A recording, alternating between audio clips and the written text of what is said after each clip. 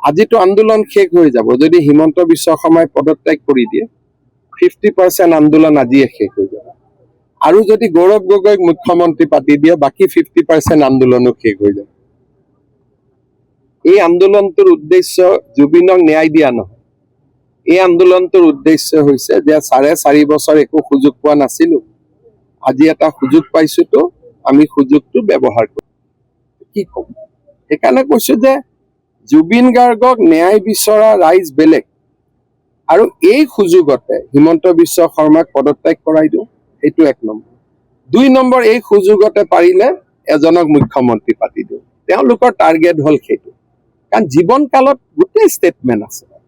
এজনেও জুবিনৰ ফেভাৰত নাছিল সেইকাৰণে ন্যায় বিজেপিয়ে দিব আৰু বিজেপিয়ে কৰিব